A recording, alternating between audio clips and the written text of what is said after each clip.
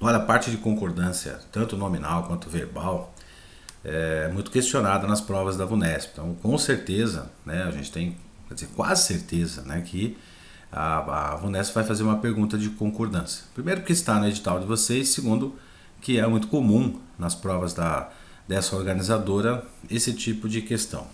Aí o que a gente tem? A concordância verbal e nominal. Eu vou mostrar a regra para vocês. Na concordância verbal, você tem que procurar no texto, no contexto, na frase, um verbo que seja pessoal, ou seja, um verbo que tenha sujeito, para você verificar onde está esse sujeito para que esse verbo possa concordar com ele.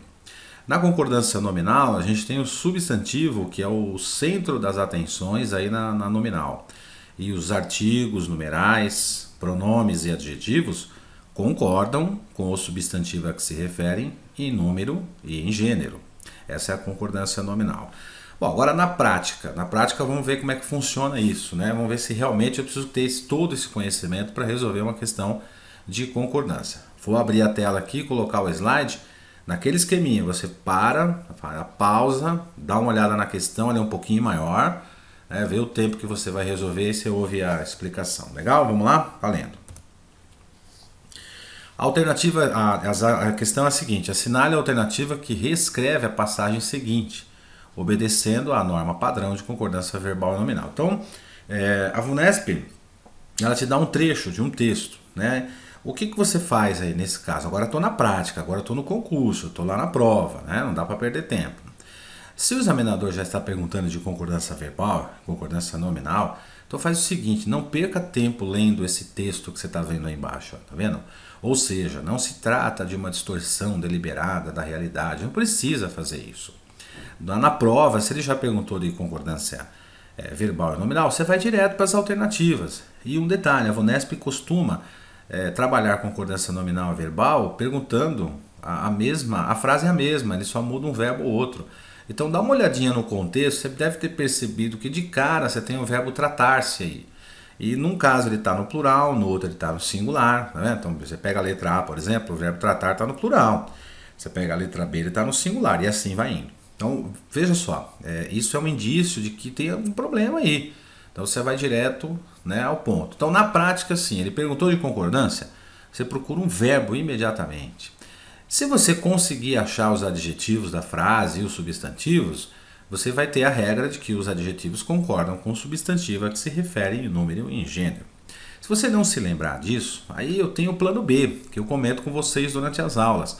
O plano B, o que é esse plano B? É fazer a leitura da frase, eu não tenho mais saída. Quer dizer, eu estou na prova, eu não me lembro a regra de concordância, eu tenho o plano B. Plano B é fazer a leitura, eu vou ver o som da frase, da palavra, do verbo, se fica agradável, se não fica. Agora, é claro que isso não é uma regra, é óbvio que isso não ajuda apenas, né? Não seria o ideal, mas eu acho que nesse momento aqui vai ajudar. Bom, a alternativa que a banca diz que é correta é a letra B, vamos ver por quê.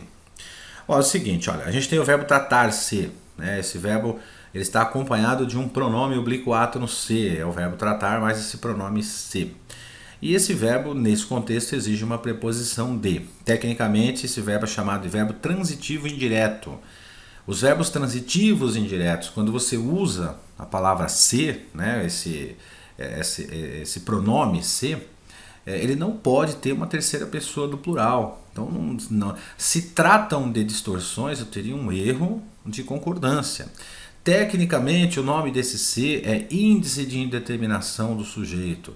Eu estou contando esse nome para você, porque de repente você vai olhar na gramática e vai achar isso.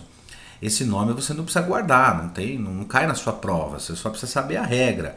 A regra é a seguinte, ó, eu tenho o verbo tratar. Esse verbo tratar ele vem acompanhado de uma preposição de, que se trata de alguma coisa.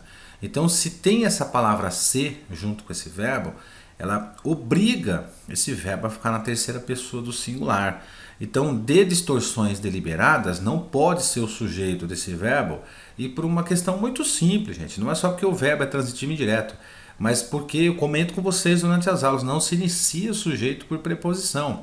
Então, de distorções deliberadas da realidade, você pode não saber o que é, mas com certeza não é o sujeito da oração. Por quê? Porque está iniciando por uma preposição. Então não se inicia o sujeito por preposição. Então olha aí a questão, olha a letra B, fica olhando para ela. Dá uma olhadinha e ouve o que eu vou falar para vocês. Ó.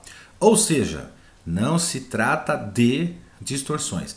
Tá vendo aí, ó, de distorções deliberadas da realidade, não pode exercer a função de sujeito, porque o sujeito não é iniciado por preposição. Então, esse verbo tratar-se, ele vem acompanhado dessa palavra se, mais a preposição de, que é a obrigação dele, era um verbo transitivo indireto.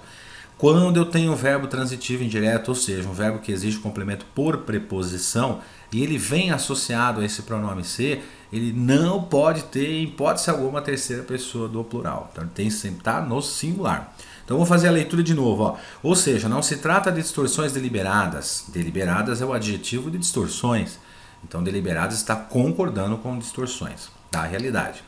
Uma malandragem, mas de vieses involuntariamente criados. Esse vieses aí é o substantivo e o criados aí seria o adjetivo desse substantivo. Então, os vieses criados, ou seja, criados aí está concordando com vieses pelo cérebro. Não pode haver permissões. Esse pode haver é uma locução verbal. O que nós estudamos durante as aulas? E quando eu tenho uma locução verbal, e dessa locução verbal, o segundo verbo, que é o último aí da locução, né? Uma locução formada por dois verbos.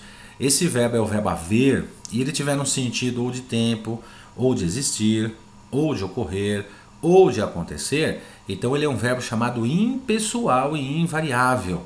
Ele não tem sujeito, por isso que ele é impessoal. Ele é invariável porque ele não admite a flexão para a terceira pessoa do plural. Mas como ele está numa locução, ele é o verbo principal, ele vai passar todas essas características para o seu verbo auxiliar, que é o poder. Então vejam que o examinador coloca permissões no plural. Por que ele faz isso? Para tentar fazer você errar essa locução verbal e achar que esse verbo auxiliar tem que ser flexionado.